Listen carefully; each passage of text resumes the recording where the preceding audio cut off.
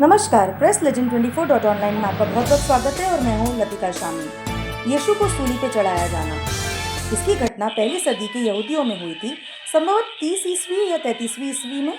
इसका वर्णन 4 विहित सुसमाचारों में किया गया है, जिसका उल्लेख नए नियम के पत्रों में किया गया है, जो अन्य प्राचीन स्रोतों से साक्षांकित है और इसे एक संस्थापकित ऐतिहासिक आयोजन माना जाता है। हालांकि इसके विवरण पर ऐतिहासिककारों के बीच कोई सहमति नहीं है।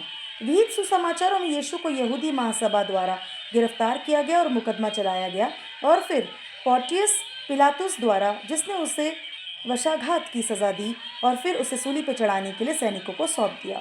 यीशु ने उसके कपड़े उतार दिए गए थे और उसे पीने के लिए लोबान या पित्त, संभवतः पोस्का, मिला हुआ सिरका दिया गया। फिर उन्हें 2 दोषी चारों के बीच लटका दिया गया और मरकुस के सुसमाचार के अनुसार दिन के 90 घंटे लगभग 3 बजे तक उनकी मृत्यु हो गई। इस दौरान सैनिकों ने क्रूस के शीश पर एक चिन्ह चिपका दिया जिस पर लिखा था, नाजरत का यीशु, यहूदियों के राजा। यूहन्ना के शुभ संदेश यूहन्ना 19वां अध्याय 20वें वचन के अनुसार यह वाक्यांश 3 भाषाओं में, हिब्रू, लैटिन और ग्रीक में लिखा गया था, जिसे आज हम पढ़ सकते हैं, INRI, Jesus of नाजरत, Kings of Jews. यूहन्ना के सुसमाचार के अनुसार फिर उन्होंने उनके वस्त्र आपस में बांट लिए और उनके सीवान वाले वस्त्र के लिए चिट्ठी डाली। यूहन्ना के सुसमाचार में यह कहा गया कि यीशु की मृत्यु के बाद एक सैनिक बाइबल से इतर परंपरा में लेगनुस के रूप में नामित ने यह सुनिश्चित करने के लिए कि वह मर गया है, उसकी बगल में भाले से छेद किया।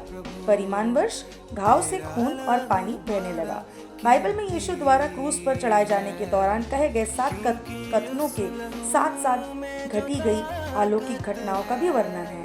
गॉस्पेल में नियमित चश्मदीदों में मरियम मगदलिनी, यीशु की मां मरियम, क्लोपास की मरियम और सैलोम शामिल हैं, जिन्हें अक्सर जब्दी की पत्नी के रूप में पहचाना जाता है। उनमें मरियम मगदलिनी और याकूब और योसेस की माता मरियम और के पुत्रों की माता थी। सामूहिक रूप से जिसे दुख भोग के रूप में जाना जाता है, यीशु की पीड़ा और सूली पर चढ़ाकर विमोचक मृत्यु, उद्धार और प्रायश्चित की सिद्धांतों से संबंधित ईसाई धर्मी मासा से केंद्रित है।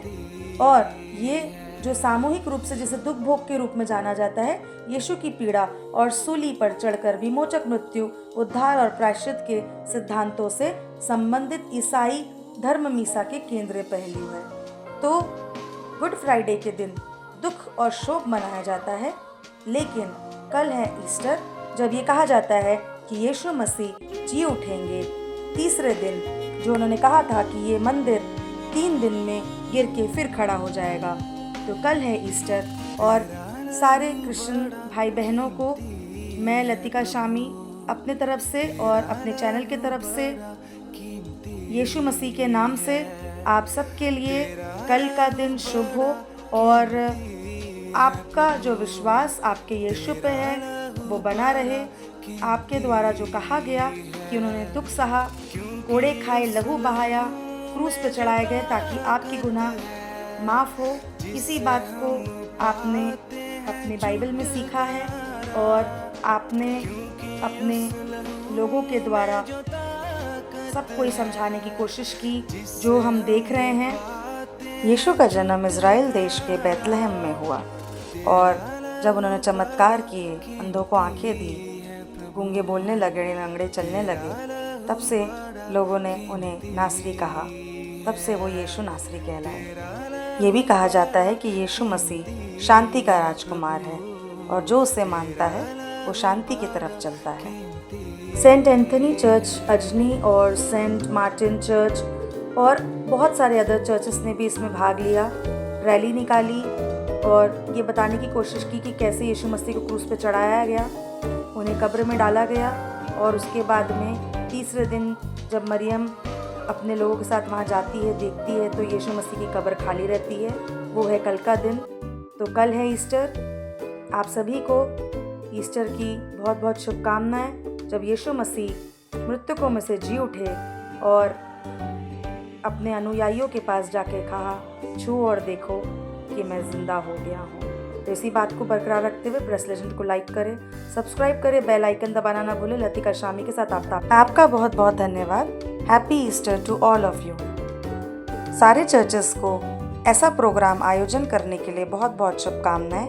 ऐसे ही आगे प्रोग्राम करते रहें और अपने मसीहा को याद करते रहें। धन्यवाद।